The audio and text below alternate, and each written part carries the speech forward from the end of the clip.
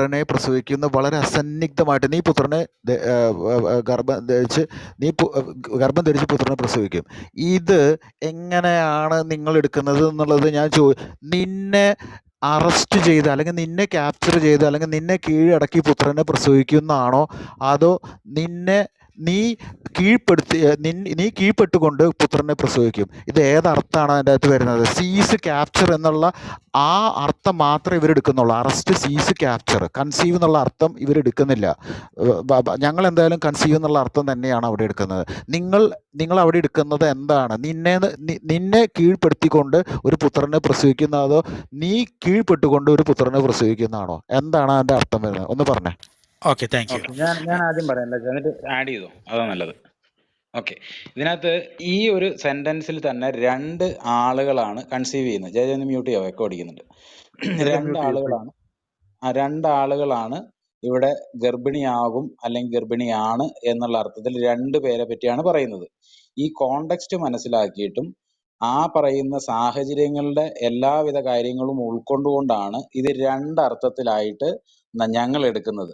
ഒന്ന്, Elizabeth conceive, അതായത് Elizabeth ഗർഭം ധരിച്ചിരിക്കുന്നത് പുരുഷനുമായിട്ടുള്ള ബന്ധത്തിലാണ് എലിസബത്ത് ഗർഭം ധരിച്ചിരിക്കുന്നത്.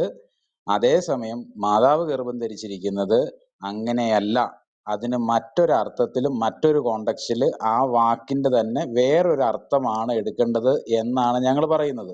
അതിന്റെ കാരണം കർത്താവായ യേശുക്രിസ്തു ഒരു പുരുഷന്റെ ഇച്ഛയാൽ ഉണ്ടായ ഒന്നല്ല എന്നുള്ള പൂർണ്ണ ബോധ്യത്തിൽ നിന്നുകൊണ്ടാണ് ഒരേ പദമാണ് എഴുത്തുകാരൻ ഉപയോഗിച്ചതെങ്കിലും 2 അർത്ഥം, എലിസബത്തിന്റെ കാര്യത്തിൽ ഒരർത്ഥവും മദർ മേരിയുടെ കാര്യത്തിൽ മറ്റൊരർത്ഥവും ഞങ്ങൾ എടുക്കാനുള്ള കാരണം.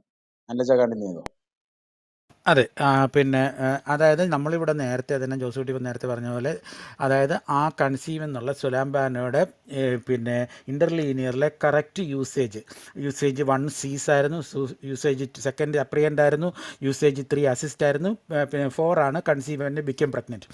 ഇതിനകത്ത് ഞങ്ങൾ കൃത്യമായിട്ട് ആദ്യം ആ വാക്കിൻ്റെ അർത്ഥം പറഞ്ഞു, സീസ് കൈവശപ്പെടുത്തുക എന്നുള്ള വാക്ക് പറഞ്ഞു. അപ്പോഴാണ് ജോസൂട്ടിയുടെ $1 million ക്വസ്റ്റ്യൻ വന്നത്.